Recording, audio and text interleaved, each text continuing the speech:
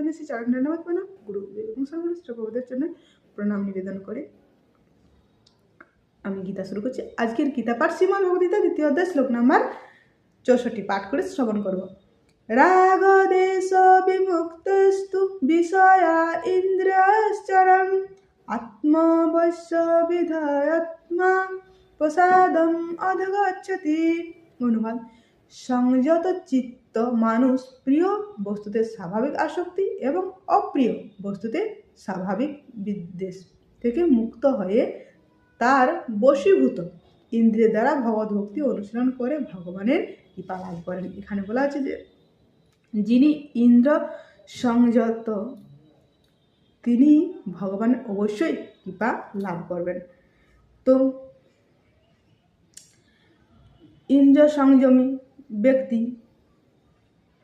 তিনি ভগবানের কৃপা লাভ করবেন।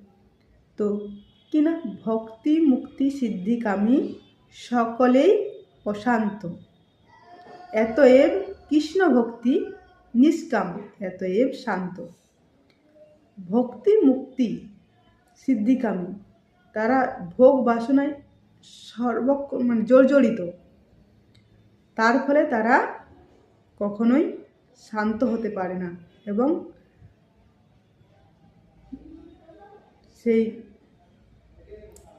শান্ত না হয়ে তারা কিনা তাদের ভোগের বাসনা থেকেই যায়। যেমন উদাহরণ দেওয়া যায় ঘি, আগুনে যদি ঘি ঢালা হয় আগুন কিন্তু নিভবে না, দাও দাও করে আরও জ্বলতে থাকবে, বাড়বে, আগুন কমবে না।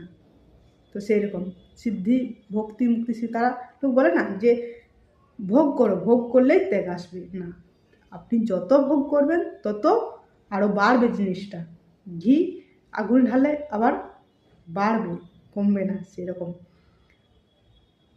কৃষ্ণ ভক্ত, কেবলমাত্র কৃষ্ণ ভক্ত যদি তার সমস্ত ইন্দ্রিয়গুলোকে ভগবানের সেবায় যুক্ত করা হয়, কৃষ্ণ ভক্ত কেবল নিষ্কাম, তিনি শান্ত। কৃষ্ণ ভক্ত একমাত্র শান্ত। তো সেটা এখানে বলা হয়েছে যে আর যত যা সিদ্ধি যোগী যাই করুন আপনি সেটা বলতে পারেন যে এখন ভোগ করে পরে ত্যাগ, না, যত করবেন আপনার ত্যাগ আসবে না, বাড়বে জিনিসটা। তাই কি করতে হবে, যিনি সংযমী সংযত করতে পারে ইন্দ্রগুলোকে তিনি হচ্ছেন নিষ্কাম, এতএব শান্ত। তা সেই নিষ্কাম কীভাবে আসবে না, ভগবানের সেবা যদি আমাদের ইন্দ্রগুলোকে আমরা নিয়োজিত করি। আজ এই পর্যন্ত, পরবর্তী আলোচনা পরে শ্লোকে। হরে কৃষ্ণ।